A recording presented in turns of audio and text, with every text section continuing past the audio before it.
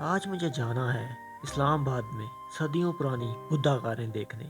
گھر والوں کے ساتھ شاہ لادتا گاؤں کی جانب سفر شروع کیا اور اسلام آباد کی سڑکوں سے ہوتے ہوئے شاہ لادتا گاؤں سے گزرتے ہوئے بدھا غاروں کے سامنے پہنچے۔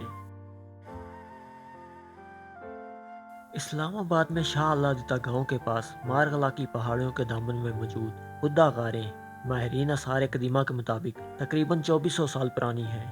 یہ غاریں گزری ہوئی تہذیبوں اور مذاہب کی باقیات کی نشانیاں ہیں۔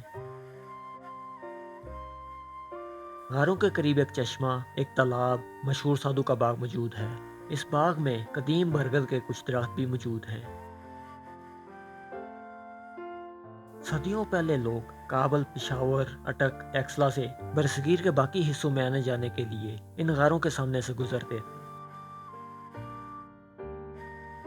کہا جاتا ہے کہ سکندر اعظم، چندر گپت موریہ، اشوک اعظم، شیر شاہ سوری اور دیگر مغل بادشاہ اسی راستے سے افغانستان سے ہندوستان آتے جاتے تھے۔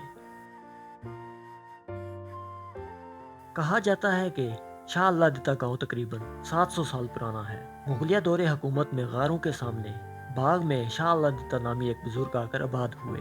ان کی وفات کے بعد ان کی تدفین بھی اسی علاقے میں ہوئی۔ شاہ لادتا گاؤں اسلام آباد کا ایک قدیم گاؤں تصور کیا جاتا ہے۔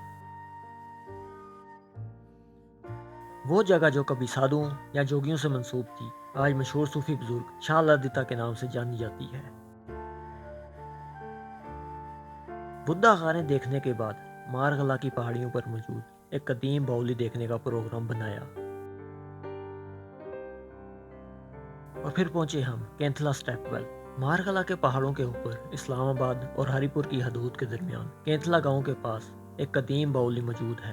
کہا جاتا ہے کہ یہ باولی 16ویں صدی میں شیر شاہ سوری کے دور حکومت میں تعمیر کی گئی تھی۔ یہ باولی مقامی پتھروں کو خوبصورتی سے تراش کر بنائی گئی تھی۔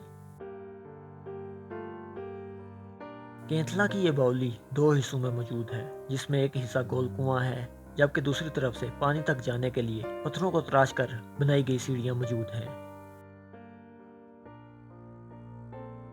اس باولی کی بناوٹ خطے میں باقی جگہ موجود باولیوں سے ملتی جلتی ہے، جو مخصوص سوری طرز تعمیر کی ہیں۔